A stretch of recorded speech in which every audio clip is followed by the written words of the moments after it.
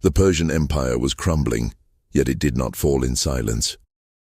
It collapsed with the sound of shields breaking and the thunder of hooves shaking the plains of Asia.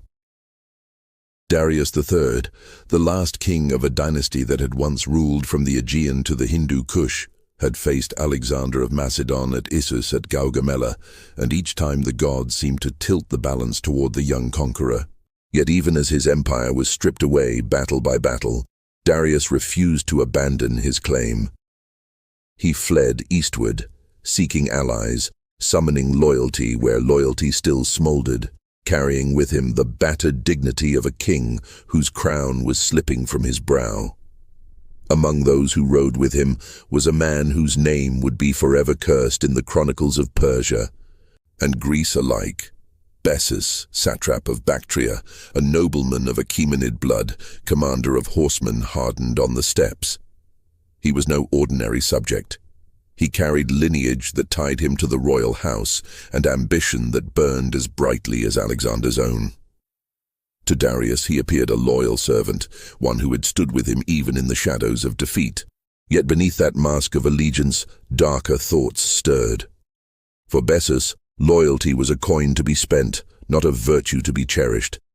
He saw in Darius not a king but a man weakened by fate, abandoned by fortune, and pursued like prey by a predator who knew no rest.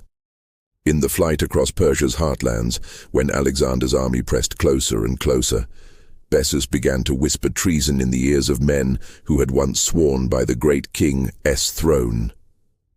He told them what they already feared, that Darius's time was done. The empire needed a new hand, a stronger hand, one who could rally the eastern satrapies, one who could stand against Alexander and turn the tide. That hand, of course, was his own. The seeds of betrayal were planted not in sudden passion, but in cold calculation. As Darius urged his men ever eastward, seeking refuge in the lands beyond the Oxus, Bessus began to imagine himself crowned in Ecbatana, hailed as Artaxerxes V, ruler of Persia reborn. To achieve that dream, one obstacle remained: the living presence of Darius, the man who still bore the title of King of Kings, even if his power was now but a flickering torch. So the satrap watched, he plotted, and he waited for the moment when fear would outweigh loyalty among the Persian nobles. That moment came on the dusty plains as Darius's retinue, weary from the endless flight, began to lose faith. The Macedonians were relentless, their king tireless in pursuit. Alexander seemed a figure of destiny, unyielding, unbreakable, a storm no mortal could withstand. Against such force, despair crept into the Persian ranks, and Bessus's voice rose like venom among them. He spoke of survival, of necessity, of the need to sacrifice one man so that the empire might endure. Darius, unaware of the blade being sharpened behind him, pressed on, clinging to the hope that in the east, beyond the deserts and rivers, allies would still answer his call. But treachery does not wait upon hope.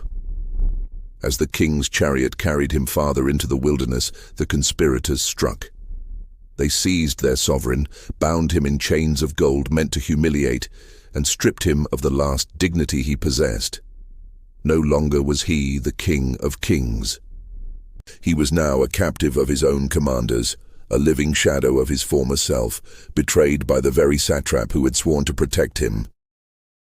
It was Bessus who urged the final cruelty. As Alexander's vanguard drew closer, the betrayers feared the sight of Darius falling into Macedonian hands. To them, it would mean dishonor, perhaps even mercy that Alexander might extend to a defeated foe. But mercy had no place in Bessus's design. If Darius lived, he remained a symbol, a rival, a chain around Bessus's ambition. And so the conspirators struck him down, leaving him wounded and abandoned in the dirt. His body broken, but not yet lifeless. When Alexander's riders at last reached the scene, they found only the king's last breath, his eyes gazing toward the heavens, his lips whispering curses or prayers. None could say. The death of Darius shook the empire, but it shook Alexander even more. For in that moment, the conqueror who had chased his rival across half the world found no satisfaction in victory. Instead, he felt rage. Rage not at Darius, but at the man who had denied him the chance to show his own form of clemency. The man who had stolen from him the dignity of conquering a living king.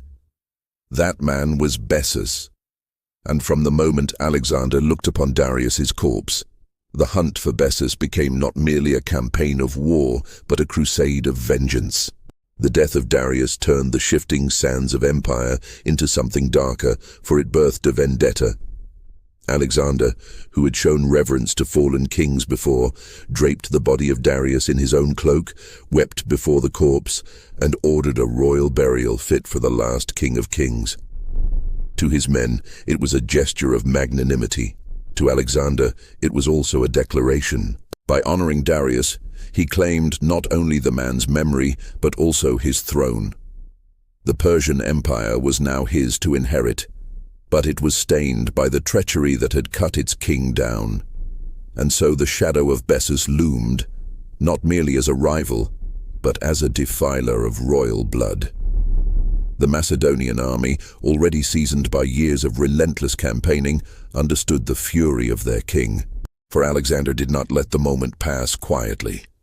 He declared before his men that Bessus's crime was greater than rebellion. It was an outrage against divine kingship itself, an act of sacrilege that demanded punishment. In those words, vengeance fused with legitimacy. By punishing the betrayer, Alexander would show himself not just as a conqueror, but as the avenger of Persia, the true heir to its kings.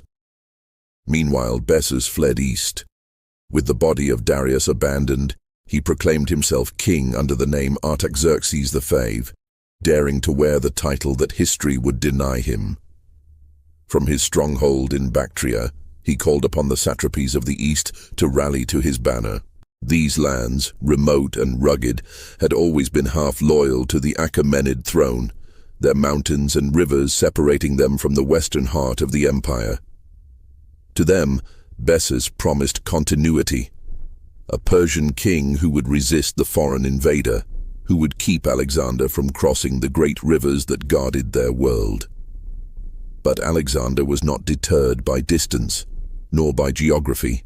The pursuit of Bessus became one of the most grueling marches of his career, a relentless chase across deserts, mountains, and rivers that tested both the endurance of his men and the iron will of their commander. From Ecbatana, he pressed into the east, covering impossible distances with speed that astonished both friend and foe. He drove his cavalry across plains that seemed endless, forced his infantry through blistering heat, and crossed rivers swollen by snowmelt, all with one cry upon his lips: Bessus must pay. The satrap, for all his arrogance, could not withstand such fury forever.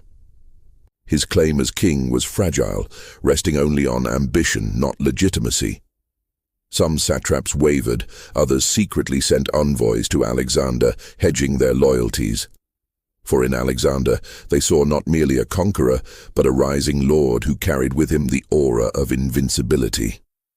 Each victory had made him seem less like a mortal commander and more like a force chosen by the gods. To resist such a man was perilous. To stand beside Bessus, who carried the taint of betrayal, was even more dangerous. The land itself seemed to conspire against the fugitive. As Alexander advanced, the Persian nobles who had once stood by Bessus began to doubt. Among them was Spitamenes, a brilliant and cunning commander who, though not yet openly defiant, watched carefully which way the winds of fortune blew. Others too began to wonder if siding with a murderer was worth their blood, especially when the avenger of Darius drew closer with each passing day. Bessus, though aware of their doubts, pressed on deeper into the east, hoping the Oxus River would shield him. The Oxus, vast and swift, was no mere boundary. It was a wall of nature itself, guarding the approach to Sogdiana and Bactria. There he believed Alexander would falter. But Alexander had defied rivers before. At the Hellespont he had crossed into Asia, at the Granicus he had ridden his horse into the torrent itself, and at the Hydaspes yet to come he would do the same. No flood, no current, no natural barrier could break the determination of the Macedonian king once he had set his heart upon a goal. So the stage was set. Bessus, the betrayer who styled himself a king, sought refuge behind the Oxus and the loyalty of Bactria. Alexander, burning with vengeance, marched with the swiftness of a storm to bring him down. Yet even as the two drew closer, a greater drama unfolded. Not merely a contest of armies, but of justice and betrayal, of fear and loyalty, of the fate of men who had chosen the wrong side of destiny.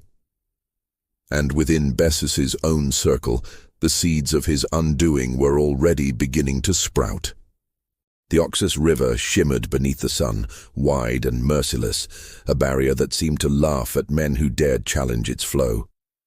Bessus believed it would halt Alexander, or at least slow him, buying precious time for the satrapies to rally in his name. He ordered boats gathered, bridges dismantled, and ferries seized, ensuring that when he and his men crossed into Sogdiana, nothing would remain to aid pursuit. To the frightened soldiers around him, he proclaimed that the Macedonian storm would break against the floodwaters, that the gods themselves had raised a wall between them and the invader. Yet behind his words there was unease. For Bessus knew what Alexander had done before, and rivers had never been enough to stop him. The Macedonian king arrived at the banks of the Oxus, with his cavalry riding hard at his side. He looked upon the swirling torrent and saw not an obstacle but another test of will. His men, hardened by years of following him into impossible situations, needed no speeches. They began binding their shields together, lashing hides into makeshift floats, gathering reeds and brush to fashion rafts. Horses were stripped of saddles, guided by their bridles as soldiers clung to their manes, preparing for the plunge into waters that could easily swallow them whole. The crossing was perilous. Men were swept away, rafts shattered, horses drowned. Yet Alexander pressed on, urging them into the river with his own presence. His voice, sharp as iron, rang above the roar of the current, and when he himself plunged into the waters, the hesitation of others dissolved. If the king risked his life, so too would his soldiers. When at last the Macedonians emerged on the far shore, soaked and exhausted but alive, the defenders who had watched from the eastern bank fled in disbelief. They had thought the river would hold him back, yet now the avenger of Darius stood upon their soil, and the shadow of vengeance lengthened once more. Bessus, alarmed by the impossible feat, retreated deeper into Bactria. He had expected hesitation, delay, perhaps even a pause that would let him consolidate power. Instead, he saw the truth. Alexander would never stop, never yield, never forgive. Among the Persian nobles who had joined Bessus, the air grew thick with doubt. They had betrayed Darius for this man, believing he would unite the East and hold back the Macedonian tide. But Bessus carried no aura of kingship, no charisma of command. He was not Darius, for all his flaws, still a monarch by divine right. Bessus was a satrap, a provincial governor who had seized the crown with bloody hands. His authority rested only on fear, and fear was crumbling as Alexander drew nearer. Spitamenes, sharp-eyed and calculating, began to whisper among the others. What loyalty did they owe to a man branded a murderer and usurper, when Alexander offered not only survival, but perhaps favor in the new order? If they turned Bessus over, they could wash their hands of treachery, presenting themselves as men of prudence who chose at last to side with destiny. It was a dangerous game, but one that offered hope where Bessus offered only doom. The march through Bactria was unforgiving. The land stretched in vast plains and barren ridges, dotted with villages whose people eyed the Macedonians with suspicion, but could not resist their advance. Supplies were scarce, heat beat down upon the soldiers by day, and cold bit at them by night. Yet Alexander pushed forward relentlessly, as though driven not by mortal endurance, but by a divine spark.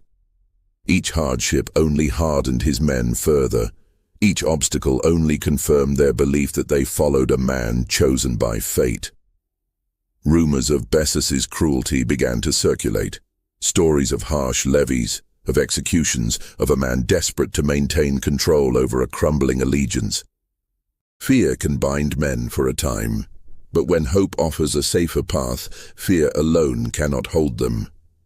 The nobles who had once cheered his coronation now looked upon him as a liability, a man cursed by the blood he had spilled.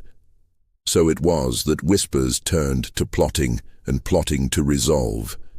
As Alexander pressed ever closer, the conspirators within Bessus's circle prepared to cast him down, not for loyalty to Darius, nor for justice, but for survival. They knew Alexander's wrath would not fade, and that only by betraying the betrayer could they hope to stand before him and live. The noose was tightening. The Oxus had failed to shield him, and now the loyalty of his own companions began to dissolve like sand in water. Soon Bessus would learn that the fate he had dealt to Darius would return upon him, magnified by the vengeance of both man and destiny. Bessus rode at the head of a dwindling column, his eyes fixed eastward, but even as he pushed onward, he sensed the shifting glances of those who rode behind him. Spitamenes was the most dangerous of them, a man of keen intellect who weighed every word and measured every opportunity. Alongside him were Datafernes and other Persian nobles who had once bent the knee to Darius, then raised their hands against him, and now found themselves shackled to another man's treachery. Their loyalty to Bessus was not born of love, nor of conviction. It was a shield against the storm of Alexander's vengeance. But now that storm was almost upon them, and they began to see the shield as nothing more than brittle wood. At campfires their murmurs spread. They spoke of Alexander's generosity to captured satraps who submitted to him, of his honoring of Darius, of his willingness to incorporate Persians into his court. To side with Bessus meant to face destruction, to cast him off. Perhaps there was still a road to survival. The usurper himself, sensing their unease, grew harsher, barking orders, enforcing discipline with cruelty, punishing the faintest hint of hesitation. But cruelty only stoked their resolve. Where fear had once bound them, fear now unbound them, for they knew it was only a matter of time before Alexander's spears glittered on the horizon. The conspirators struck with quiet swiftness.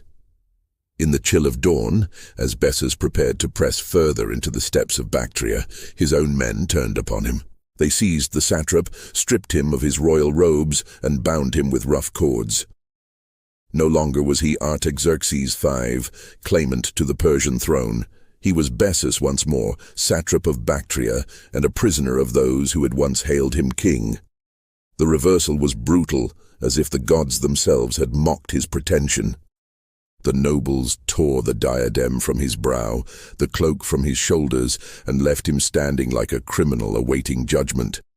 Their plan was simple: deliver Bessus into Alexander's hands, and thus purchase their own pardon. They dragged him eastward, half-clothed and humiliated, a fallen man whose fate now lay not in his own ambitions, but in the vengeance of the conqueror he had sought to defy. As they carried him toward the Macedonian lines, word spread like wildfire. The betrayer of Darius was no longer free, but captive. When Alexander learned of Bessus's capture, he did not rush blindly to seize him. Instead, he ordered the satraps to bring their prisoner forward, ensuring that all would see how treachery eats its own. He wanted this moment to be not just punishment but spectacle, a living parable of loyalty betrayed and vengeance fulfilled. The conspirators, eager to please, dragged Bessus in chains to the Macedonian king. The scene was one of brutal irony.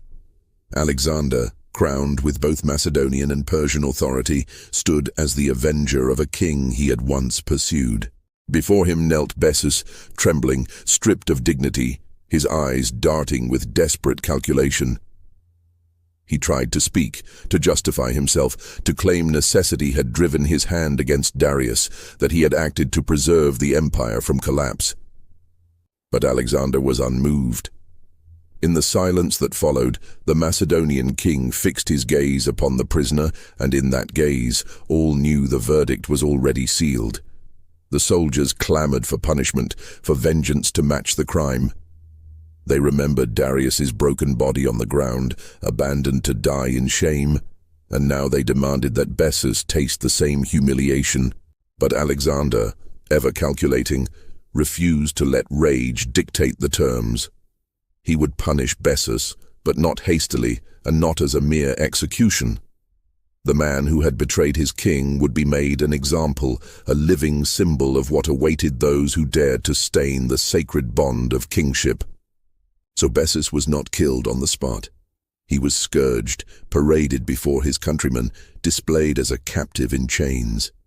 He was carried from village to village, his humiliation laid bare to all, as if the gods themselves were dragging him through the dust.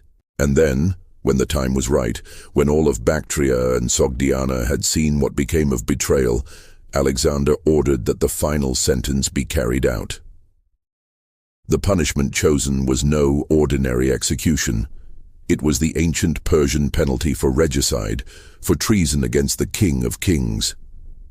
Bessus was bound, mutilated, and finally executed in a manner that made his name a curse across the land. Thus the man who had struck down Darius was struck down himself, his life ending not in glory but in shame, remembered not as a king but as a betrayer, the most despised of men. And Alexander, by delivering that vengeance, claimed for himself not only justice but legitimacy. He had avenged the last Achaemenid, punishing the usurper who defiled the throne, and in doing so, he became not merely the conqueror of Persia, but its inheritor. The march of Bessus as a captive was itself a cruel theatre. Stripped of the royal garments he had once draped across his shoulders, his head bowed beneath the weight of a wooden yoke fixed across his neck and shoulders.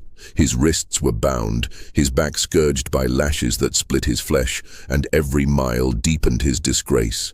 Villagers spat at him as he passed, their curses mixing with the clang of Macedonian spears and the mocking laughter of soldiers. Where once he had ridden at the head of an army, now he stumbled in chains, his body trembling not from exhaustion alone, but from the knowledge that the eyes of thousands judged him as less than a man. Alexander ordered that Bessus be paraded through the cities of the East as a warning, a living lesson carved into human flesh. At every stop, heralds cried out his crimes: the betrayer of Darius, the usurper of the throne, the blasphemer of the Achaemenid line. Crowds gathered to watch him displayed upon a platform, a once proud satrap now bound like an animal for slaughter. The Persians who looked upon him did not weep, for they had lost respect long before. Even those who had once called him king now averted their eyes in shame, as if his presence were a contagion of dishonor.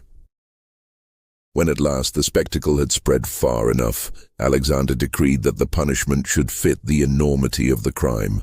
The conqueror did not intend merely to kill Bessus. Death alone would be too swift, too merciful. Instead, he chose the ancient Persian rite reserved for regicides, the ultimate degradation designed to erase a man's name from memory. The diadem he had once dared to wear was trampled beneath Macedonian boots. His ears and nose were cut away, the knife severing not just flesh but the last vestiges of dignity. Blood streamed down his face, his screams echoing across the plain, but the soldiers looked on with cold satisfaction. For them, this was justice made visible, vengeance embodied in the ruin of a man who had defiled kingship. Some accounts tell that his limbs were eventually torn apart, others that he was nailed to a cross, left to die in agony. What mattered most was not the exact manner, but the message. Bessus's end was to be remembered as the fate of traitors. His punishment was no quiet death in the dark. It was a stage upon which vengeance was performed for the world to see. And through it all, Alexander watched with a calm, unyielding gaze. He was not blinded by rage, nor moved by pity. To him, this was not merely revenge, but an act of kingship. By executing Bessus in the Persian way, he showed himself as the rightful successor of Darius, a ruler who understood and upheld the sacred customs of the empire he had claimed. In that moment, Alexander ceased to be just the destroyer of Persia. He became its avenger, its inheritor, the man who punished betrayal and restored honor to the throne. As Bessus's body broke and his life ebbed away, the land seemed to breathe differently. Fear of Alexander deepened into awe, and awe into submission. The satrapies that had wavered now bowed, for they had seen what became of traitors and usurpers. And so, the betrayer's agony became the foundation of a new empire, his humiliation the cement that bound the East to Alexander's will. Bessus the satrap, Bessus the usurper, Bessus the betrayer, his name lived on but not in triumph. His memory endured as a warning, a curse, a tale whispered wherever men plotted treachery against their lords. His fate was Alexander's deadliest revenge, a vengeance so complete that centuries later the story would still be told not as the end of a king, but as the ruin of a traitor who dared to seize what destiny had never granted him. As the cries of Bessus faded into silence and the dust of his punishment settled, Alexander stood not as a mere conqueror, but as a man who had avenged something greater than himself. In the quiet of his tent, away from the roar of soldiers and the spectacle of vengeance, he reflected on what had just transpired. The death of Darius had haunted him not because Darius had been his enemy, but because Darius had been denied the dignity of a final stand. Alexander had chased him across plains and deserts, hoping for one last clash between kings, a contest worthy of the empire's fate. Instead, he had found a broken body in the dirt, struck down not by the valor of a rival, but by the treachery of those closest to him. It was not victory that filled Alexander that day, but fury and disappointment. For in his vision of the world, kings were not merely men, but symbols. To conquer a king was to take his place in the tapestry of destiny. To inherit his throne was to step into the lineage of history itself. But when Bessus robbed Darius of his final moment, he had robbed Alexander too, stolen from him the honor of magnanimity, the chance to prove himself not only as a destroyer, but as a giver of mercy. Alexander had wanted to clasp the defeated king's hand, to call him brother in defeat, to use him as a bridge between Macedonia and Persia. Instead, he was left with a corpse and a bitter memory. Thus, the punishment of Bessus was never simply about vengeance. It was about restoring balance to the order of things, about proving that betrayal could not cut the chain of kingship. By executing Bessus in the ancient Persian manner, Alexander was not only satisfying his wrath, but weaving himself into the very fabric of the empire he had conquered. He became the man who punished regicide as only a rightful king could. He did not avenge Darius as an enemy honors a fallen foe. He avenged him as a successor, as if Darius' blood had passed into his own hands the moment he covered the corpse with his cloak. To his Macedonian followers, this act confirmed their king's sense of destiny. They had seen him risk everything, march farther and faster than any mortal commander, and now they saw him claim a moral victory that transcended the battlefield. To the Persians, it was something even greater.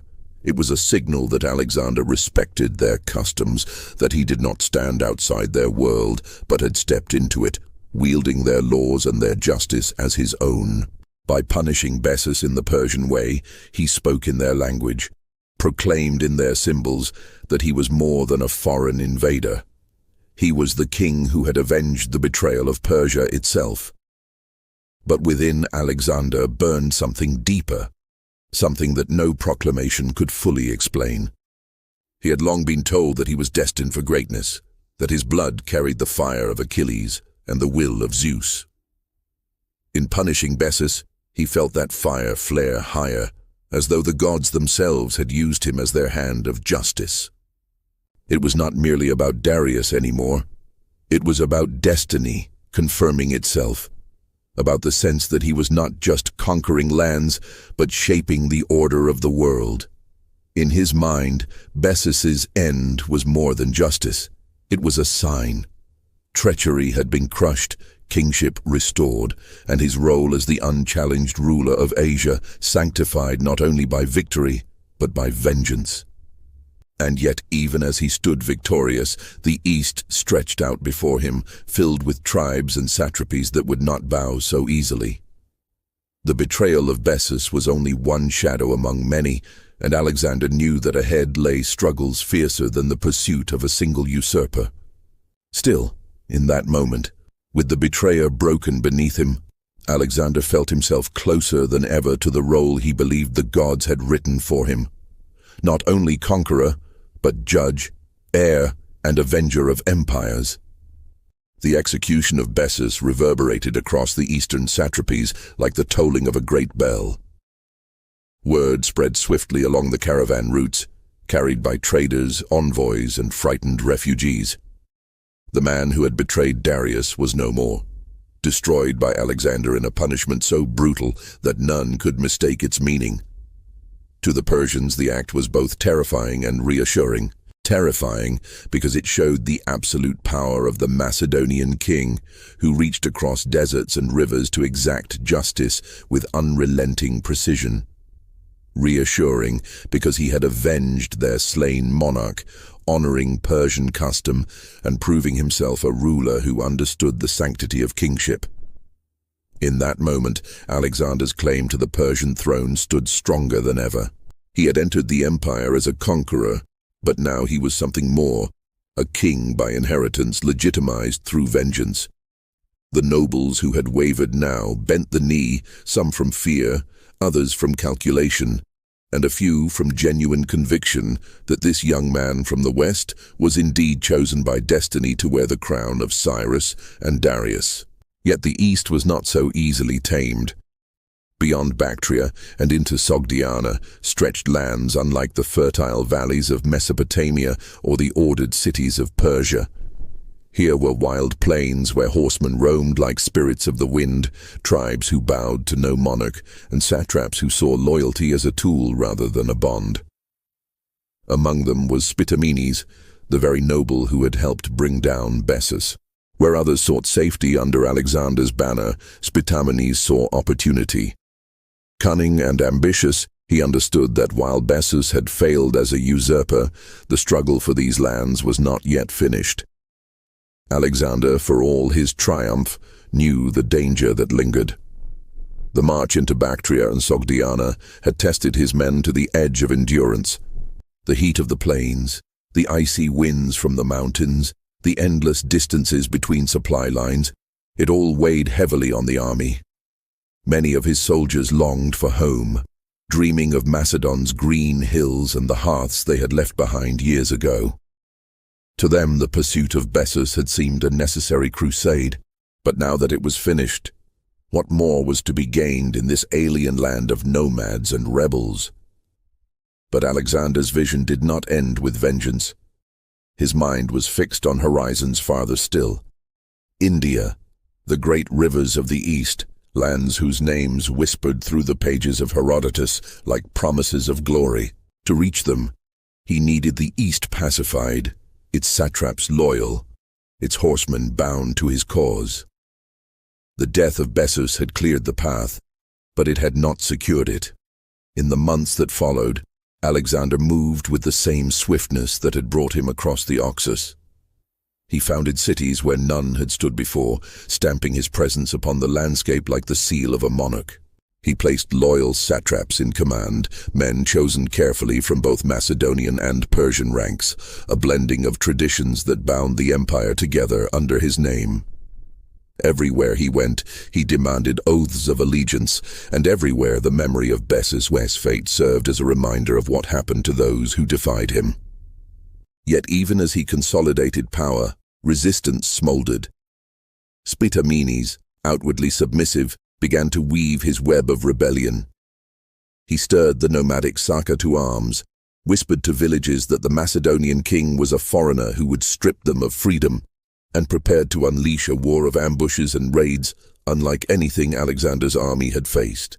If Bessus had fallen to the straightforward power of Macedonian arms, Spitamenes would fight with shadows, using speed and deception to strike where Alexander was weakest. For now, though, the shadow of Bessus's end still loomed. His execution had bought Alexander time, prestige, and the appearance of unbreakable authority. The army pressed forward into the steppes, their spirits lifted by the knowledge that their king had avenged the greatest betrayal of the age. Yet beneath that triumph, new fires of rebellion were kindling, fires that no execution could extinguish. The death of Bessus had closed one chapter of the Persian Empire's fall, but it opened another, one where vengeance was no longer enough, and conquest alone could not hold an empire together. The man who had punished betrayal must now face resistance of a different kind, not a single betrayer, but a land itself that refused to bow. The silence that followed Bessus's execution did not last long, for while his death had removed the usurper who stained Persia with treachery, it also left behind a vacuum, and into that void stepped Spitamenes, a noble of Sogdiana, with ambition sharp as a blade and patience as deep as the Oxus itself. Unlike Bessus, Spitamenes did not drape himself in royal titles or claim divine right. His weapon was not the crown of Persia, but the spirit of the East, restless, fierce, unwilling to bend. At first, he presented himself as a loyal ally of Alexander, even playing a role in betraying Bessus into Macedonian hands. To many it seemed a wise calculation. Alexander was unstoppable, his army unmatched, his vengeance terrifying. Better to kneel than to die. Yet beneath his bow and oaths, Spitamenes watched, learning, measuring the weaknesses of the conqueror. He knew that Alexander's brilliance shone brightest in the open field, where formations clashed and the companion cavalry thundered like gods of war. But this land was not the plains of Gaugamela or the banks of the Granicus. Here, in the wide steppes and hidden valleys, war was not decided by phalanxes, but by raids, ambushes, and the swift hooves of horsemen who melted into the horizon before an enemy could answer. The seeds of rebellion took root slowly. At first, whispers in villages. Alexander was foreign, Alexander was harsh, Alexander demanded tribute that drained their wealth. Then came the promises. Spitamenes would defend their freedom. Spitamenes knew the land. Spitamenes would be the true protector of Sogdiana. Soon the nomadic Saka was stirred, restless as ever, eager for a cause that promised spoils and defiance against the Macedonian invader. Alexander sensed the danger. He had seen such stirrings before, in Greece, in Persia, in Egypt, and he knew that rebellion uncrushed would spread like fire. To extinguish it, he moved swiftly, dispatching garrisons, founding cities as anchors of his control, planting the seeds of Hellenic order in a land of shifting loyalties. Alexandria Eshate, the farthest Alexandria, rose on the edge of Sogdiana, a bold statement carved into the wilderness that his empire's reach knew no end. But Spitamenes struck where the Macedonians were weakest, not strongest. He fell upon isolated garrisons, overwhelmed supply trains, ambushed patrols in the dead of night. His horsemen were the wind itself, appearing suddenly and vanishing before Alexander's men could form their lines. In one terrible moment, he annihilated a Macedonian detachment of several thousand near the banks of the Polytimetus River, their bodies swallowed by the waters, their cries carried to the heavens. It was a wound to Alexander's pride, deeper than any arrow or blade. For the first time in these campaigns, his men whispered not of victory, but of vulnerability, not of conquest, but of survival. The rebellion grew bolder. Villages that had bent to Alexander's will now turned to Spitamenes. The eastern satrapies, though officially under Macedonian rule, seethed with uncertainty. The king who had humbled Bessus found himself fighting shadows, struggling not against armies in open battle but against a land itself that refused to yield. For Alexander, the challenge was not only military, but psychological. He had built his reputation on unbroken victory, on a momentum that carried his men across deserts and mountains alike. But here that momentum faltered. The steppes stretched endless before him, the mountains loomed unscalable, and the enemy never stood still long enough to be crushed. The man who had destroyed empires now found himself chasing a phantom, and with every step the phantom drew strength. Still, Alexander would not relent. He who had crossed the Hellespont, broken the Persian kings, and avenged Darius would not allow a noble of Sogdiana to defy him. He tightened his grip, drove his men harder, and vowed that just as Bessus had fallen to his vengeance, so too would Spitamenes. Yet this was no longer the story of one betrayer and one conqueror. This was the clash of two visions. Alexander's dream of empire without end, and Spitamenes' vision of freedom rooted in the wild heart of the East. And as the conflict deepened, it became clear that Bessus had been only the beginning. His betrayal had given Alexander cause for vengeance, but Spitamenes would test something far greater, the limits of the king's endurance and the very soul of his empire. For Alexander, Spitamenes was not merely another warlord rising from the ashes of Persia. He was a shadow of Bessus, a reminder that betrayal was not a single act, but a sickness that could spread from man to man, province to province, if left unchecked. When Bessus was dragged before him, mutilated and broken, Alexander had believed he had struck the final blow against treachery. Yet Spitamenes proved otherwise. Here was another noble of the East, one who had played his part in the downfall of Darius, smiling as he handed over the usurper to curry favor, only to kindle rebellion when it served his own ambition. This realization cut deep. To Alexander, loyalty and betrayal were not abstractions, they were the very threads of kingship. A king, in his vision, was bound to protect, to lead, to inspire. Betrayal shattered that order, mocking the sacred bond between ruler and ruled. In Bessus, he had seen the ultimate violator of that bond, a man who had murdered his king to save his own skin. In Spitamenes, he saw the same spirit, masked beneath cunning and guile.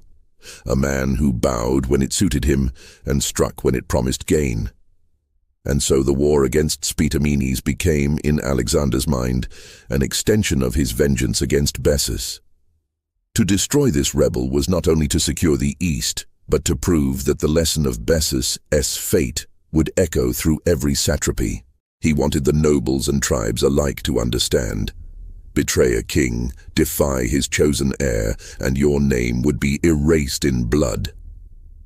The campaigns dragged on, harsh and bitter, yet Alexander pursued them with a fervor that astonished even his companions. He crossed rivers in the dead of night, marched through deserts where men dropped from thirst, scaled mountains where the very earth seemed to resist him. His enemies were not empires with banners and thrones, but scattered tribes and elusive riders. Yet he fought them with the same intensity he had brought to Issus and Gaugamela, for in each skirmish he saw the face of Bessus reborn, a treachery waiting to be stamped out. Spitamenes struck hard and fast, and in those moments of sudden loss Alexander's rage burned. He remembered the corpse of Darius lying in the dust, abandoned by those who should have defended him. He remembered Bessus's defiance, his hollow claim to the throne, his mutilated body groveling in the dust. He remembered the jeers of betrayal and the silence of broken loyalty, and he vowed that no man, not in Bactria, nor Sogdiana, nor any land beyond, would repeat that cycle without paying the same price. In this way, Bessus lived on in Alexander's war long after his execution. The betrayal of the Persian king became the measure by which Alexander judged every act of defiance. Spitamenes was not merely a rebel, he was a ghost of the usurper, another reminder that Alexander's vengeance could never rest so long as ambition and treachery festered in the East. And so, the story of Bessus did not end at the stake where his mutilated body was displayed. It rippled outward, shaping Alexander's every response to rebellion, binding the conqueror's hand as tightly as it bound his enemies. To Alexander, vengeance was not a single act, but a creed, and Bessus had defined it forever. Spitamenes struck and vanished like a shadow, but shadows can be cornered. Alexander, driven by the memory of Bessus, understood that the same cunning which had allowed one betrayer to escape would not be tolerated again. Every ambush, every raid, every swift strike across the steppes was met with a countermeasure designed not only to punish, but to teach. Scouts were doubled, supply lines fortified, and intelligence networks stretched across Sogdiana to track the rebels' movements. The Macedonian king, who had once sought vengeance against a single man, now waged a war in which the lesson of Bessus underpinned every campaign. Spitamenes had believed that he could outmaneuver Alexander, that the open plains and hidden valleys would shield him from the wrath of the man who had mutilated and executed the betrayer of Darius. But Alexander's mind worked as swiftly as his army moved. He studied the terrain, anticipated the movements of his enemies, and learned the habits of the nomadic horsemen who thought themselves untouchable. And behind every calculation lay the echo of Bessus's fate. Betrayal could not go unpunished, and those who tested the limits of loyalty would meet ruin. The decisive moment came when Alexander cornered Spitamenes near a network of rivers and marshes, where the rebels' forces had grown careless in their confidence. The Macedonians struck at dawn, cavalry and infantry coordinating in perfect harmony, pressing from multiple directions, cutting off escape routes. Spitamenes fought with courage, with the desperate fury of one who understood the stakes, but the lessons of Bessus haunted him. He could not call upon loyalty the way a true king could, for his power rested on fear and cunning alone. As the Macedonians closed in, betrayal flickered in the hearts of his own men. Even his closest allies, those who had once whispered promises of freedom and resistance, recognized that Alexander's vengeance was no idle threat. They remembered the fate of Bessus, how treachery had led to mutilation and public disgrace, and they feared that defiance now would bring the same grim end. One by one, they abandoned him, leaving Spitamenes surrounded, isolated, and powerless. His spirit, so bold when plotting against a king from the shadows, faltered under the weight of inevitability. Captured, Spitamenes was brought before Alexander, just as Bessus had been. Yet the king did not display him in chains in the same theatrical way. He understood that the memory of the previous betrayer made the lesson itself already written. He allowed the tribes of Sogdiana to witness the outcome, the removal of the rebel from power, and in doing so, he reaffirmed the law of loyalty that Bessus had broken. Spitamenes' death, whether by execution or betrayal among his own men, served as a living reminder that treachery had a price, and that Alexander's vengeance was not swayed by cunning or charm. The fall of Spitamenes signaled the true consolidation of Alexander's hold over the eastern satrapies. The echoes of Bessus's betrayal no longer threatened the loyalty of the satraps. The nobles who had wavered understood that Alexander's reach extended beyond mountains and rivers, that the consequences of betrayal could be swift, public, and irreversible. Where Bessus had challenged kingship and died, Spitamenes had tested rebellion and perished. Alexander's vengeance had become doctrine, and his empire grew not only by conquest, but by the fear and respect that justice had forged in the wake of betrayal. And yet, for Alexander, the lesson went deeper than strategy. Every campaign, every victory, every punishment reaffirmed the principle that kingship was sacred and treachery, whether clothed in ambition or cunning, would meet ruin. Bessus had been the spark, Spitamenes, the echo. Together they marked the path of vengeance that defined the Macedonian king not only as conqueror, but as avenger, not only as ruler, but as the embodiment of justice in a world where loyalty had been tested and found wanting. The story of Bessus, therefore, did not end at his mutilated stake. It flowed forward in the rivers and valleys of Sogdiana, in every act of rebellion crushed, in every noble who chose allegiance over ambition. Alexander had learned that vengeance, once awakened, could shape history, and that the betrayer's shadow could only be erased by relentless pursuit and uncompromising justice. In that relentless pursuit, the Macedonian king became more than a man. He became the living reckoning of treachery itself. With Bessus executed and Spitamenes crushed, Alexander could finally turn his gaze across the lands he had subdued. The dust of the steppes settled, and for the first time in years, the eastern satrapies of the Persian Empire lay largely under his control. But the victories were not measured only in territory or tribute. They were measured in the fear, respect, and legitimacy that flowed from the punishment of betrayal. Bessus's end had set the precedent. Spitamenes' fall had reinforced it. The lesson was clear: defy Alexander, and the consequences would be absolute. Alexander moved deliberately to consolidate his empire.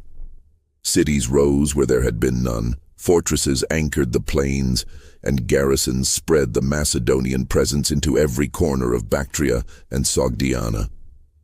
But he did more than build walls and stations.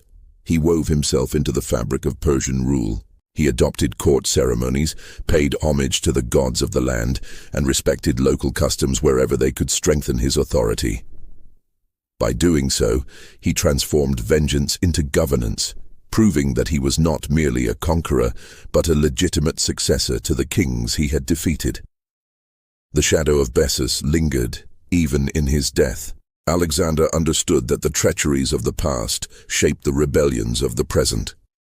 Each act of disloyalty, each whispered plot, had been a reflection of Bessus's original betrayal, and each had been extinguished by the same relentless justice that had ended the usurper. Soldiers and satraps alike came to understand that Alexander's wrath was not personal alone, nor born of cruelty, but of principle. To betray a king was to invoke a judgment larger than any man, a judgment that would echo across mountains, rivers, and deserts until the lesson was etched into memory. In the aftermath, Alexander's reputation reached new heights. Tales of Bessus's mutilation, of Spitamenes' downfall, and of the Macedonian king's unyielding pursuit spread far beyond the steppes. They became stories told around fires, in cities and in the courts of distant lands. The conqueror who avenged the fallen king, who punished betrayal, who reshaped the East with both sword and law. His legend grew not merely as a warrior, but as an enforcer of destiny, a ruler whose vengeance had become inseparable from his authority. Yet Alexander's journey was far from over. Beyond Sogdiana lay the rivers and kingdoms of India, lands no Macedonian had ever crossed in force. But the campaign against Bessus and the rebellion of Spitamenes had forged lessons that would endure. He had learned that conquest alone could not secure an empire, that loyalty, justice, and fear were equally essential tools. He had learned the cost of betrayal and how decisively it must be punished to protect the fragile order of kingship. And above all, he had learned that vengeance, when wielded with purpose and precision, could extend the reach of a man beyond the limits of mortal power. The death of Bessus and the downfall of Spitamenes became the twin pillars upon which Alexander built his control of the East. The empire, vast and diverse, remained held together by both military might and the memory of justice executed without compromise. And in this, Alexander's legacy was cemented. He was not merely a conqueror of lands and kings, but the avenger of wrongs, the punisher of betrayal, the living embodiment of the law of loyalty. Bessus had once dared to strike at a king and thought himself beyond reach. Spitamenes had once believed he could manipulate destiny through cunning. Both had been proven wrong, and through their fall, Alexander emerged not only victorious but transformed. The Macedonian king whose vengeance was absolute, whose justice was unflinching, whose shadow stretched across Asia as both conqueror and judge. In the end, the story of Bessus was never just about a single betrayal. It was about the shaping of an empire, the forging of a legend, and the proof that a king's wrath once awakened could command not only armies but history itself. The betrayer had fallen, the rebel had been crushed, and Alexander, relentless and unbroken, moved ever forward toward destiny, leaving behind a trail of obedience, fear, and awe that no man would dare challenge again.